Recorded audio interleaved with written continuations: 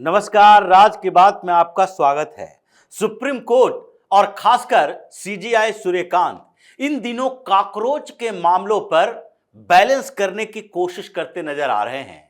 यही वो supreme court की बेंच है जिसने कुछ समय पहले जब कॉकरोचों के समर्थन में याचिका दायर की गई थी कि देखिए सरकार मांग नहीं मान रही है, जंतर मंतर पर इतने दिनों से प्रोटेस्ट चल रहा है, सोनम वांगचुक हंगर स्ट्राइक पे हैं, यानी कि वो भूख हड़ताल किए हुए हैं, वो कभी भी उनकी तबीयत बिगड़ सकती है, इसलिए अर्जेंट हियरिंग की जाए। लेकिन सुप्रीम कोर्ट ने कहा आसमान नीचे नहीं गिर रहा, इसलिए अर्जेंट हियरिंग नहीं होगी। ये प्रोटेस्ट चल रहा है, सरकार के साथ बातचीत चल रही है, इसे आगे बढ़ाने के लिए आप हो सकता है आपको जरूरत है किन्हीं मामलों के लिए तो हाईकोर्ट जाइए। और फिर दिल्ली हाई कोर्ट में याचिका दायर की गई सोनम वांगचुक के पर कि नहीं देखिए इनकी जान को खतरा है, बड़े कीमती जान है इनकी, और हाई कोर्ट ने कहा नहीं, इनके ऊपर सर्विलांस रखना चाहिए, डॉक्टर का पैनल बनाना चाहिए, सरकार को इंटरफेयर करना चाहिए, और सरकार ने इंटरफेयर किया। उसके बाद उनका अनशन जो कि 25-26 दिन से चल रहा था वो हॉस्पिटलाइज्ड हुए और धीरे धीरे सरकार से बातचीत हुई, सोनम वांगचुक का अनशन खत्म हो गया। लेकिन उस समय सुप्रीम कोर्ट ये सोचकर बैठे हुए थे, सुप्रीम कोर्ट के जज ये सोच रहे थे कि ये ऐसा मामला नहीं है जिसपे अर्जेंट हियरिंग जरूरी हो सकता है। लेकिन कुछ दिन के बाद जब ये कॉकरोचों का प्रोटेस्ट हिंसात्मक हुआ, जब इन लोगों ने मार्च किया और जब हंगामा शुरू हो गया, इनकी ठुकाई पिटाई हुई, तो फिर सुप्रीम कोर्ट के जजों को भी, खासकर सीजेआई सूर्यकांत को लगने लगा कि ये तो हमने बहुत बड़ी गलती कर दी। गलती किस बात को लेकर थी? गलती इस बात को लेकर थी कि ये कॉकरोच शब्द निकला कहां से है। ये कॉकरोच शब्द इन्हीं की सुनवाई में निकला। यही सीजेआई सूर्यकांत थे जिन्होंने कॉकरोच शब्द का उपयोग किया।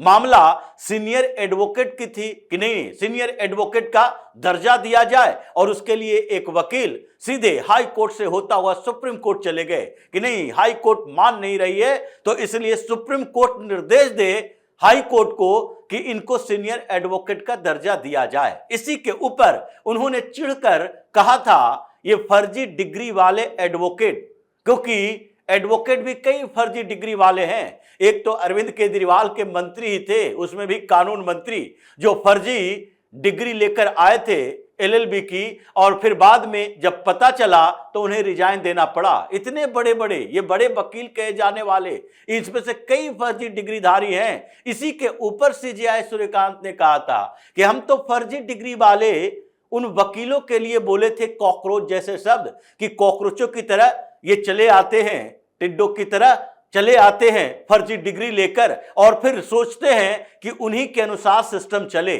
उसके बाद ही एक कॉकरोच जनता पार्टी बनी थी, और जब कॉकरोच जनता पार्टी बनी, विपक्ष का समर्थन उसे मिला और इसे सरकार के खिलाफ उपयोग किया जाने लगा, तो फिर सीजेआई सूर्यकांत को लगा कि नहीं ये तो बड़ी गलती हो गई, और वो हर मंच पर अपने आप को डिफेंड करते नजर आए कि नहीं हमने तो कॉकरोच शब्द का उपयोग फर्जी डिग्री वाले युवाओं के लिए किया था, सारे युवाओं के लिए नहीं।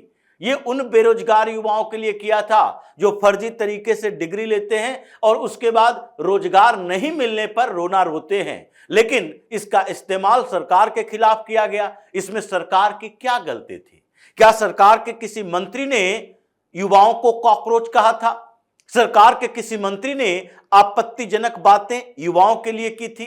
क्या कॉकरोच शब्द सरकार के किसी मंत्री के माध्यम से बाहर आया था? लेकिन नहीं, इन लोगों ने कॉकरोच जनता पार्टी बनाई और विपक्ष के साथ मिलजुल कर जिस तरीके से हंगामा खड़ा किया कि नहीं अब तो सरकार को झुकाना है, प्रोटेस्ट करना है। प्रोटेस्ट में हिंसक प्रोटेस्ट हुआ। इसके बाद सुप्रीम कोर्ट में सीजेआई सूर्यकांत को लगा नहीं, इस पर तो बैलेंस करना चाहिए, और जैसे ही याचिका पर याचिका दायर की गई कि प्रोटेस्ट में पुलिस वालों ने गलत किया है लाठी चार्ज करके, यहां तक कि पैरामिलिट्री फोर्सेस ने गलत किया है, आंसू गैस के गोले छोड़े गए, इनके ऊपर हमले किए गए, और लाठी चार्ज ही नहीं पैलेट गन का इस्तेमाल भी किया गया, और इसीलिए कॉकरोचों के ऊपर इनकी मेहरबानी बरसी कि नहीं। अब सुप्रीम कोर्ट पर भी सवाल उठ रहा है कि आपने पुलिस वालों को, सीआरपीएफ को, पैरामिलिट्री फोर्सेस को क्यों नहीं कुछ कहा। और इसी मुद्दे पर यह समस्या इनके अंदर आई और फिर नोटिस पर नोटिस जारी करना शुरू कर दिया। नहीं, सारे 18 साल से नीचे वाले को छोड़ देना चाहिए, गिरफ्तार हुआ है तो भी छोड़ दो, केस विड्रॉ कर लेना चाहिए। ये सुप्रीम कोर्ट की बात है। क्या जो नाबालिग है उसे प्रदर्शन में पत्थर फेंकने का अधिकार मिलता है? यही तो कश्मीर में होता था। कश्मीर में ये मौलाना गैंग ने यही रणनीति अपनाई थी कि 18 साल से नीचे के 10 साल, 12 साल, 14 साल के बच्चों को ये सड़कों पर उतार देते थे। 500 रुपए देता और पुलिस वाले के खिलाफ, आर्मी के खिलाफ या पैरामिलिट्री फोर्सेस के खिलाफ पत्थर फेंकने की ट्रेनिंग देकर भेजते थे। वहां पत्थरबाजों का एक पूरा ब्रिगेड तैयार हुआ था। 500 रुपया लो, एक पत्थरबाज उठाओ, 2 घंटे के लिए पत्थरबाजी करने के लिए ले जाओ। बच्चा बच्चा वहां शामिल था और वो पत्थरबाज बच्चे क्या छोड़ दिए जाते? क्योंकि वो पुलिस वाले पर करते हमले। यहां तक कि पत्थरबाजों के साथ साथ ये पुलिस वालों के खिलाफ, आर्मी के खिलाफ, पैरामिलिट्री फोर्सेस के खिलाफ वहां पर बच्चों का इस्तेमाल ग्रेनेड फेंकने के लिए किया गया। कुछ पैसे दो, बच्चों से ग्रेनेड फेंकवाओ। तो ऐसी स्थिति में अगर आप सबको छोड़े रहेंगे इस बात के लिए कि कानून सबके लिए बराबर नहीं है। प्रोटेस्ट हुआ, प्रोटेस्ट में लाठीचार्ज हुए, लेकिन कब हुए इसके बारे में तो जानकारी होनी चाहिए। क्यों हुए, लाठीचार्ज करने के पीछे का रीजन क्या था, यह तो बताना चाहिए। क्या प्रोटेस्ट कॉकरोच जनता पार्टी का जयपुर में हुआ, मध्य प्रदेश में हुआ, महाराष्ट्र में हुआ, इससे पहले जंतर मंतर से पहले उत्तर प्रदेश में लखनऊ में किया गया तो वहां पुलिस वालों ने लाठीचार्ज किए? क्या कांग्रेस वालों ने अलग अलग जगहों पर प्रोटेस्ट किया, पुलिस वालों ने लाठीचार्ज कर दिया या उनकी पिटाई चुराई की या पैलेट गन का इस्तेमाल किया गया? यह इस्तेमाल इसलिए किया गया क्योंकि प्रोटेस्ट करने वालों ने हिंसा की और उससे ज्यादा खतरनाक स्थिति पैदा करने की कोशिश की। संसद मार्च में संसद के दरवाजे तक पहुंचने की कोशिश की। सारे दरवाजे बंद कर दिए गए थे, सुरक्षा और दुरुस्त कर दी गई थी। कई लेयर पैरामिलिट्री फोर्सेस लगाए गए थे ताकि वहां तक न पहुंच सके। वहां तक पहुंच जाता पूरी दुनिया में फजीहत थू होती कि भारत के लोकतांत्रिक देश, सबसे बड़ा लोकतंत्र, और वहां पर संसद पर कुछ युवाओं ने हमला कर दिया।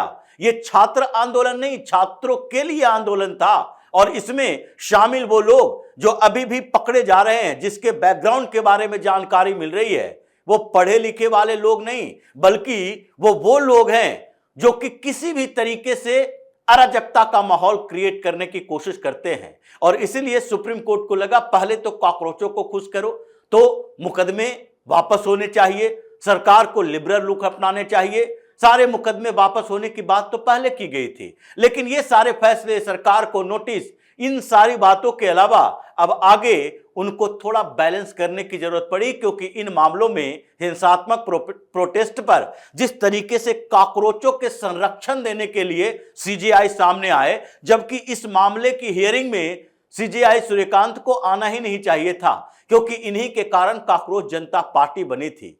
आप कम से कम यह सोचना चाहिए, कॉन्फ्लिक्ट ऑफ इंटरेस्ट हो सकता है कि आप उसी मामले की सुनवाई करने के लिए आए जिसमें आपके कारण ये कॉकरोच जनता पार्टी बन गई थी और यही आंदोलन कर रहा था।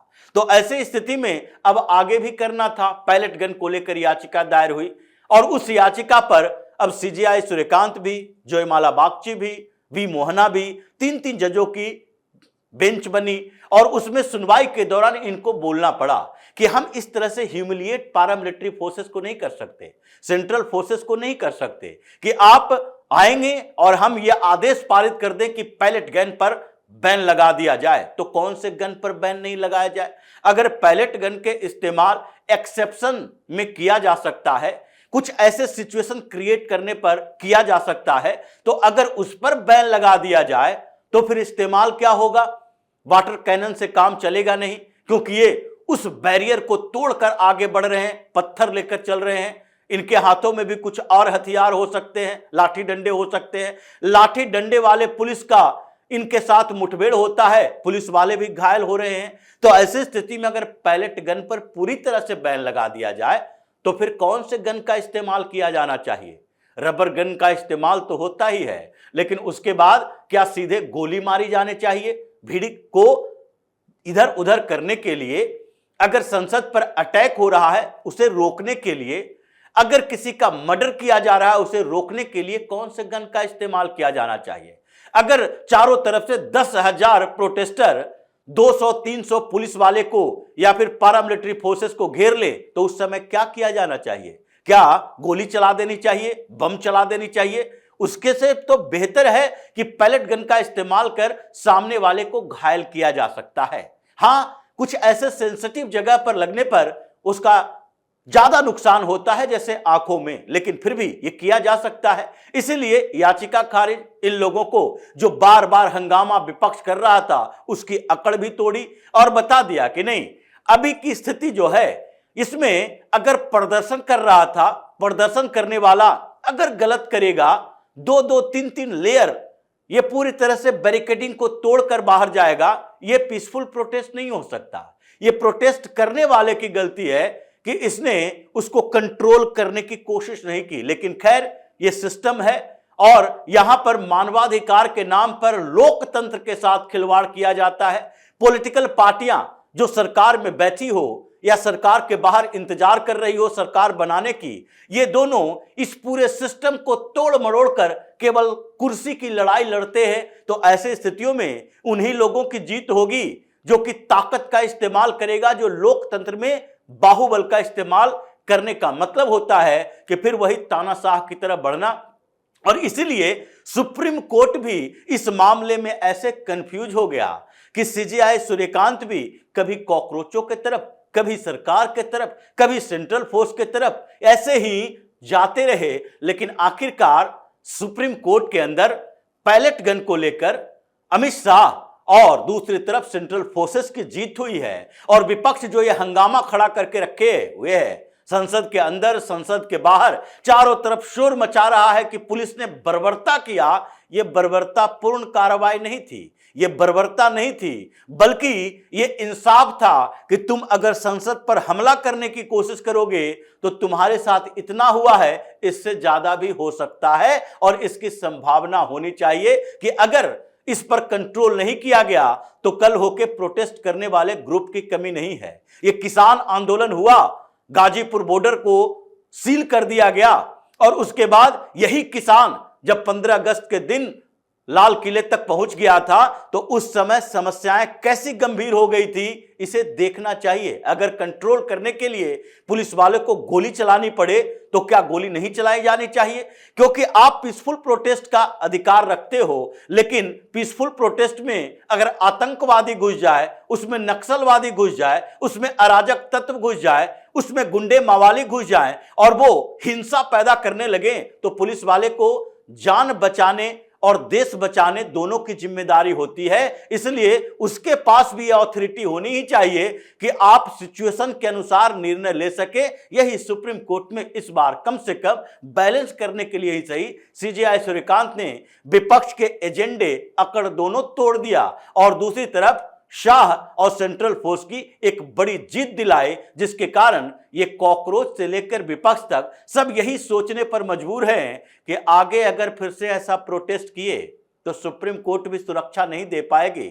सेंट्रल फोर्स के अधिकारी, उनके निदेशक, उनके प्रमुख, ये सब डटे हुए हैं। लीडरशिप को इसकी जिम्मेदारी लेनी चाहिए और हम अपने जवानों के साथ खड़े हैं। तो आगे इनके लिए बड़ा संकेत है कि अगर ऐसे फिर से करने की कोशिश किए तो इससे भी ज्यादा पिटाई, कुटाई, चुराई होगी और उसके बाद लूल्हे लंगड़े होकर बाहर जाओगे। तो इसी तरह की खबरों के साथ फिर से हाजिर होंगे। तब तक के लिए बने रहिए हमारे साथ और देते रहिए हमें सहयोग, ताकि इसी तरह की खबर हम आपके लाते रहे। धन्यवाद।